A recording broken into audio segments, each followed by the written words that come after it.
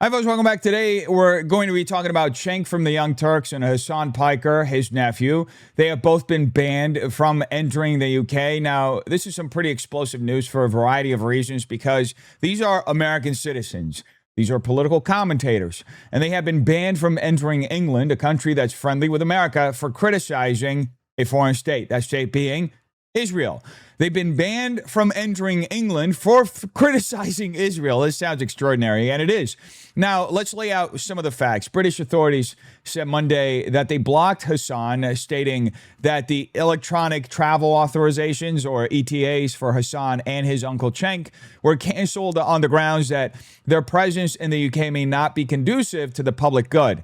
They continued saying decisions to refuse or cancel an ETA on these grounds are based solely on the assessment of the potential risk an individual may pose to UK society. Now, Hasan and Cenk were due to speak at South by Southwest London, and Cenk was also scheduled to give a speech at the Oxford Union.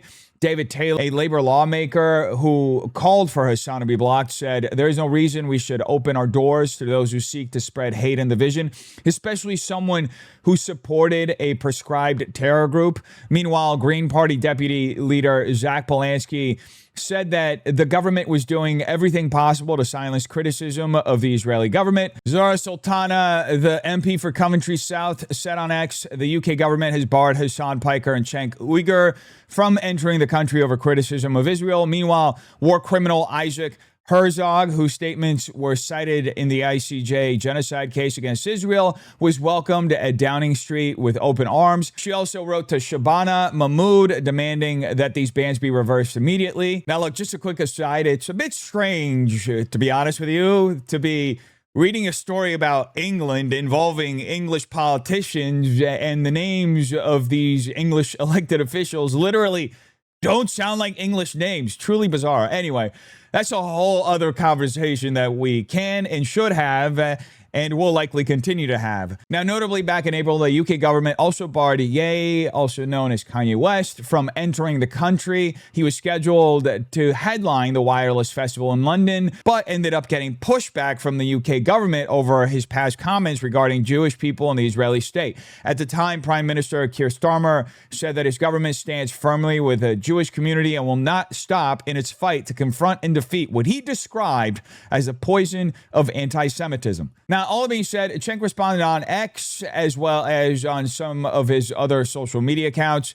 We're going to take a look at some of these responses. On X, he wrote saying, "I've been banned from the UK. I tried to get on a flight to London to attend South by Southwest London and give a speech at Oxford. I've been banned for criticizing Israel. Are we free anymore? This is oppression of Western citizens by our own government on behalf of a different country." Cenk also said, "The British government is saying they're banning me because I am a serious risk to public order due to my criticism of Israel. They say that my charge that Israel controls the American government through donations to 94% of Congress, while factual, is anti-Semitic nonetheless.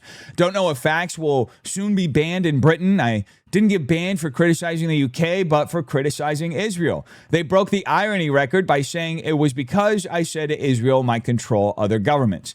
I wonder if they're going to ban themselves." Think about it. If I had said that the Israeli government controls the British government so thoroughly that they'll ban someone from entering the UK for criticizing Israel, they would have said that was an anti-Semitic statement. This is absolutely Kafkaesque.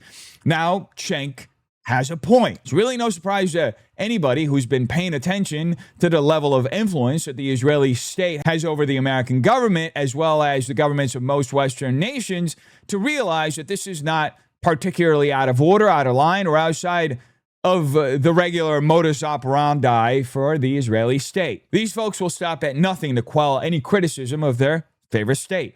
Needless to say, I don't think this is going to have the kind of intended effect. The reality is that actions like this will only wake up more people to the level of control that the Israeli state appears to have over Western democracies. It will also cause people to ask a very simple question. Why is Israel the only place on earth that you cannot question under any circumstance? Why? Why can't you question the Israeli state? You can question America over literally anything. You can literally blaspheme Jesus. But you can't question the Israeli state, and you can't make jokes about the Holocaust. Nope. All of that is off limits. You will lose everything and be banned from traveling if you dare do any of those things. Anyway, Cenk later published this video saying, "The most remarkable thing just happened. I went to the airport to go to London. I'm going to give panel speeches at South by Southwest London and 2 speeches at Oxford. But it turns out I'm not, because the person at the United counter said, you have been banned from the United Kingdom. It says here the government has rejected you." So I already had a visa. It was a 2-year visa. I was in the middle of it. So they went in and pulled the visa, apparently. I had no idea why. And I have to say that it was a bit of a gut punch. It's a little bit hard to shake me, but I was shaken there because if that feeling of having your freedom taken away was so visceral. No, you're not allowed to travel to Oxford, to London, to the United Kingdom. You're banned. You don't have that freedom anymore. Why? At the time, I didn't even know. I saw a Times of London article, which is filled with total nonsense and a bit of a hatchet job against me. And they said it's because I've criticized Israel. Guys, are we free anymore? This is insane. We are, in fact, not free anymore. We are not free anymore. In fact, we are going to grow increasingly more unfree as the days, weeks, and months go on, especially when you consider the massive media consolidation that's currently happening in our media landscape. And that includes social media. That includes the purchase of social media companies like TikTok by massive Zionists like the Ellisons. That includes the publicly stated intent by many of these Zionists at conferences of dumping hundreds of millions of dollars into messaging campaigns designed to effectively shut down criticism and shadow ban people who criticize the state of Israel. I mean, one of the stated reasons for the Ellisons' purchase of TikTok was to effectively kill the criticism around the war in Gaza. Needless to say, they haven't been successful yet. A lot of these propaganda tactics are being snuffed out relatively quickly. People are noticing, but this is also part of the intended effect. This is supposed to have a chilling effect on anybody who dares speak up or point out any of the malfeasances of the Israeli state. This is a multi-pronged war. They want people to just shut up, keep their heads down, keep moving, and look the other way. Needless to say, one has to pray that this tactic doesn't work, that people will put integrity above dollars, but honestly, you never know until you find out in these cases. Who can you not criticize? You can't criticize the king, right? That's the gravest offense. But apparently, I can criticize the king. I can criticize the UK. I just can't criticize the actual king, Israel. Wait, is that anti-Semitic? But you just did it. You just did it. Are you going to say that it's anti-Semitic to report the thing you just did, banning me because the most powerful thing in the UK apparently is Israel, because that's the one thing you can't criticize, just like in the old days when you couldn't criticize the king? I mean, look, I disagree with Cenk on pretty much everything, but the man's got a point. There's an old saying, most commonly traced to Kevin Alfred Strom, that goes, to determine the true rulers of any society, all you must do is ask yourself this question: who is it that I am not permitted to criticize? Now, what Cenk is alluding to here is that back in the old days, you couldn't criticize a king. If you criticized the king, it was often off with his head. But now, apparently, you can criticize a king, the king. You can criticize the British government, but you cannot criticize the Israeli state. So it really makes you wonder, who truly rules England? Is it the king or is it Israel? Because why would you get banned from entering the United Kingdom for criticizing a foreign government? Why? I am a serious risk to public order. So words are a serious risk to public order, and the words are, hey, Israel seems to have inordinate power in America, in the government and the media, and apparently in the UK in the government and the media. And so those are words so dangerous that the public order will break down. And so and I can't believe that they missed the irony of, how dare you say that any government is controlled by Israel? We're banning you for criticizing Israel. Well, thank you for proving my point, and for also proving that you haven't really thought this one through very much, have you? It's very interesting when government officials attempt to do one thing and end up inadvertently proving the very point they're being accused of proving. This is, as Cenk points out, One of those many cases where the truth is in the irony, folks. The irony here is that Cenk's criticisms, and to be honest with you, I'm taking him at his word because I really don't watch the Young Turks and I'm not really particularly familiar with his commentary, but if his commentary truly is solely restricted to criticism of the Israeli state and its influence over the American government, then I find it fascinating that England went so far as to literally prove Cenk's point for him. In fact, to take it even a step further and essentially say, hey, guess what, Cenk? We'll raise you a better one. It's not just the American government that's controlled by Israel. It's also the English government. And on that note, you're not entering here anymore. Brilliant. Truly. Anyway, all that being said, as I mentioned earlier, Hasan was also banned. He said in a post on X, the UK has revoked my visa as well, all at the behest of Israel. The West is betraying, quote unquote, liberal values for a genocidal fascist foreign government. Soon we will all become Israel. Now, Hasan also responded on stream saying, left-wing YouTube pundit Cenk Uygur banned from entering the UK? Yeah. It's okay. Well, I didn't want to talk about it, but my visa has also been revoked. We just found out. Yes, I will not be going as it stands currently. I don't believe that I'll be able to go to the United Kingdom this upcoming week. I don't know who to reach out for this. I was supposed to do something with Yanis Varoufakis, do something with Zach Polanski, do something with Jeremy Corbyn, do something at the Oxford Union, and now the Labour government has revoked our visas. A sad state of affairs where obviously the interests of Israel take the highest priority, that fascism is here, right? Like the administration trying to deploy subpoenas against political dissidents in the United States of America, or the UK that's like completely captive to the interests of pro-Israel advocacy organizations. Like they are moving in a way, and this is the liberal government, right? The Labour government is supposed to be the liberal government doing this, and the American government is the right-wing government doing it. Like we are in the 1930s era where I think that the administrations in both the UK and the United States of America, regardless of like their supposed ideological differences, are absolutely moving as a uniparty, and things are going to get even worse from here on out. Straight up fucking fascism. That's it. Israel is a fascist country, and it gets to enforce its bidding upon other countries in an effort to abide by the wishes of a foreign country like Israel. The Western liberal democracies that are supposed to protect and preserve speech, even if they don't have a First Amendment like we do here in the United States of America, they're supposed to have reason, like good reason. This is not one of them, right? This is not one of them. Being critical of Israel while effectively combating anti-Semitism is not a good enough reason to bar someone entry into the country. now look, once again, I disagree with Hasan Piker on pretty much everything. I think his rhetoric is especially hateful, and I think his calls to violence against his political opponents are especially egregious and unproductive. But that being said, I think it's ridiculous to see the number of countries that are just straight up beholden to Israel.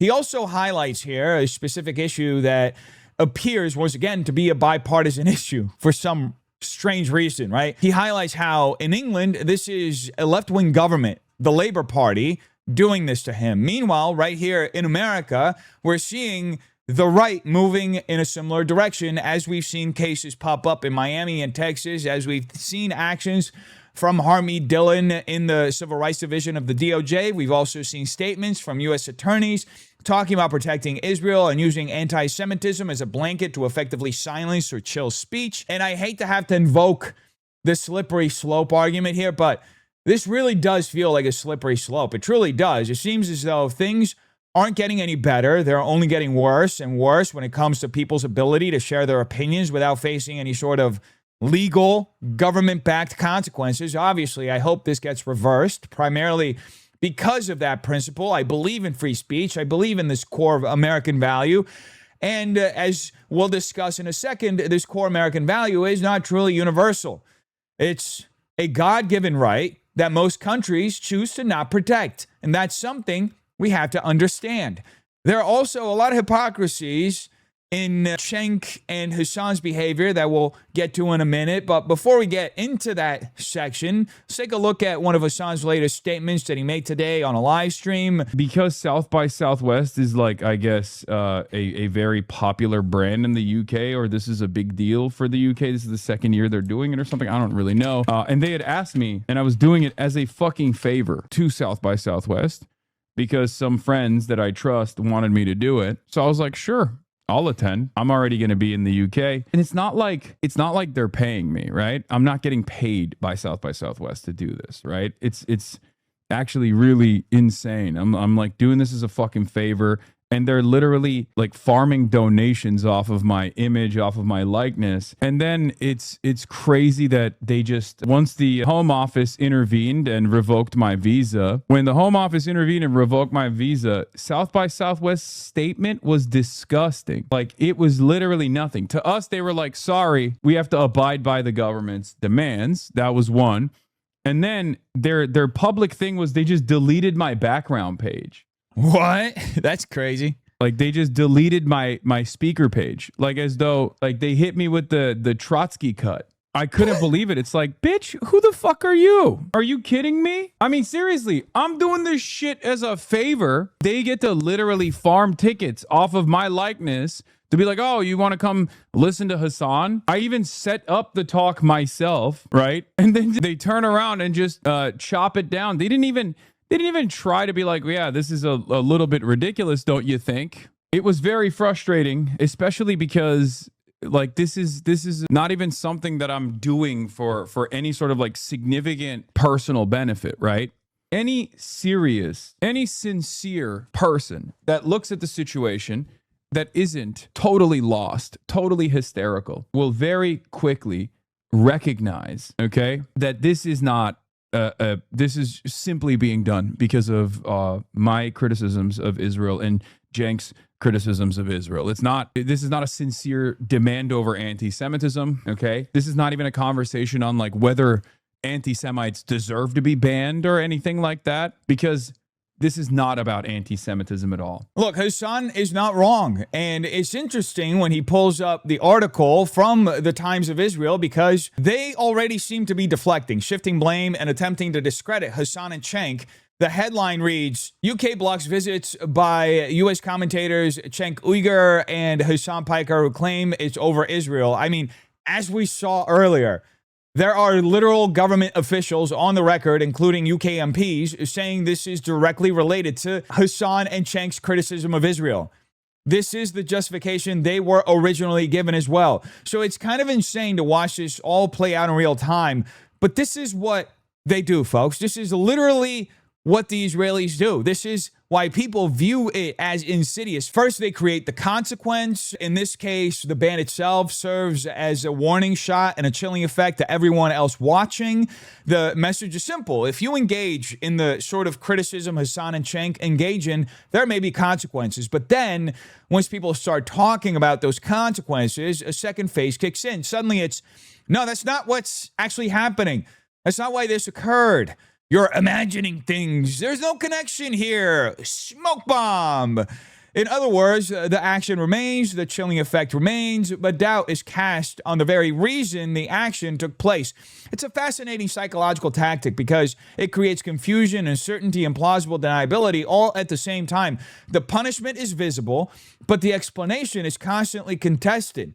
The result is that everyone gets the message while those responsible can deny that any message was ever sent. Needless to say, this sort of behavior in the past would have been covered by the mainstream media in a way that would likely have completely smeared Hasan and Cenk, unchecked. And again, look, I don't agree with either of these guys on most things, but at the same time, I do support their ability to speak freely. Obviously, that right is more protected in America. That God-given right is more protected here than in England, and we're going to get to that in a second. In my conclusion, I promise. I know I've been saying we're going to get to that in a second, but we will, okay?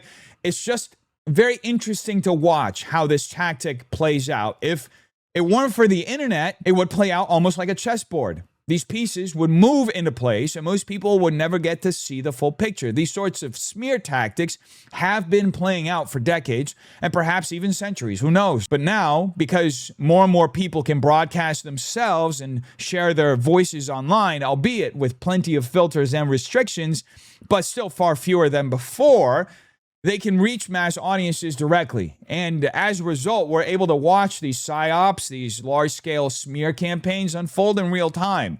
we're able to see the narrative being constructed, examine the reactions as they happen, and better understand what is actually taking place, where the levers of power are located, and who those levers of power are ultimately being used to protect. Now, all that being said, there are a variety of opinions and takes on this entire situation. As you would expect, this is obviously controversial on both the right and the left. There appears to be a certain level of consensus around the Schadenfreude. People are enjoying watching this happen, but that being said, there doesn't appear to be any consensus when it comes to the consequences themselves, what they mean, or the standards that Hasan and Cenk are being held to. Now, Michael Knowles had an interesting take. He initially said that opinions on this issue would separate conservatives from libertarians. He also seemed to defend Israel a few different times. At one point, he pointed out that the UK has also banned 2 senior members of the Israeli government and threatened to arrest Netanyahu if he sets foot on British soil. Now, one could argue that what Knowles is saying here isn't entirely true. It only tells part of the story. See, the UK is a state party to the ICC. The UK is legally bound by the Rome Statute and its own International Criminal Court Act of 2001 to arrest individuals wanted by the ICC who set foot on British soil. Needless to say, Netanyahu has ICC warrants, which would explain that sort of reaction from the UK government. Now, to take this a step further, we can hold 2 thoughts in our head at the same time. The English government can be bound by treaties that require it to take those actions. And at the same time, the question of whether people should be punished or restricted for criticizing the Israeli state is a separate issue. These are 2 independent things. One does not exonerate the other. Bringing them together in this context strikes me as a bit disingenuous. Now, obviously, there's been a lot of conversation surrounding Michael Knowles and his loyalty to Israel, partly because he works for one of the most prominent Zionists in media, that being Ben Shapiro. A lot of people, especially Catholics, have questioned Michael Knowles' ability to speak freely on these issues and whether some of these positions are influenced by professional incentives. At the end of the day, I'm not going to sit here and speculate about Knowles' intentions personally, but I do think it's important to recognize that these ICC treaty obligations the UK has exist, while at the same time not resolving the separate issue of standards Hasan and Cenk are being held to. Hasan and Cenk are not leaders of a government. They're American political commentators expressing opinions critical of the state of Israel. And I think we can all agree as Americans that holding such an opinion should not be disqualifying when it comes to entering a country or, under our understanding of freedom, liberty, and the pursuit of happiness, participating in public life anywhere in the world if we truly believe in the First Amendment and freedom of speech. Now, to take this a step further, Nick Fuentes also weighed in on the situation. He tweeted saying, "I don't remember Hasan Piker and Cenk Uygur protesting when Jared Taylor, Lawrence Southern, or Richard Spencer were denied entry into the UK. They're not martyrs. They literally created this precedent for all of us." And he's got a point.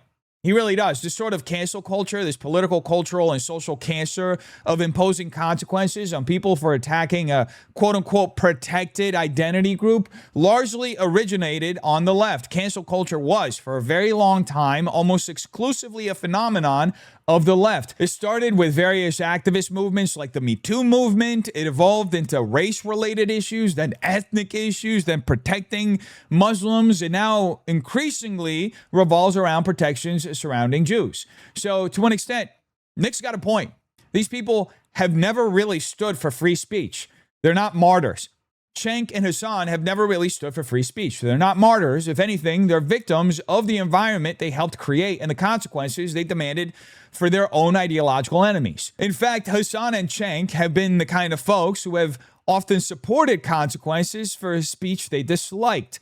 Hasan, for example, has made comments about capitalists being gutted in the streets. He's posted instructions related to firearms directed at Senator Tom Cotton. I mean, the man has genuinely engaged in some genuinely vile rhetoric, while at the same time actively calling for the deplatforming of people on the right because he disagrees with their opinions on trans people. In essence, he's helped create an environment where the weapon is now being turned against him. He is now facing the consequences of the same hyper-tribalized and heated rhetorical environment that he helped cultivate. The marketplace of ideas, or whatever you want to call it, has become increasingly punitive, and now the left is experiencing it firsthand. And look, all that being said, I do hope we can take a second and truly recognize who helped create this sort of environment that is now punishing Hasan and Cenk. We can understand who's at fault here. We can recognize the hypocrisy, and at the same time, we should also recognize, as I mentioned earlier, that freedom of speech is a core American value. As Americans, I believe our Constitution commands us to protect those rights and liberties. That's why I believe that at the end of the day, this isn't something to be celebrated, and it isn't something that should make martyrs out of Hasan and Cenk either, which is why I find it strange seeing so many people online celebrating the silencing of Americans abroad. Now, to be fair, we can say all of this while also recognizing that free speech is a right that is uniquely protected in America. It is a God-given right that is protected more robustly here than almost anywhere else in the world. Europe has never truly embraced free speech in the way America has. England certainly hasn't either. When America separated from England, the British system included sedition laws. Many of the founders, including Benjamin Franklin, published what would essentially be the equivalent of independent blogs back in the day.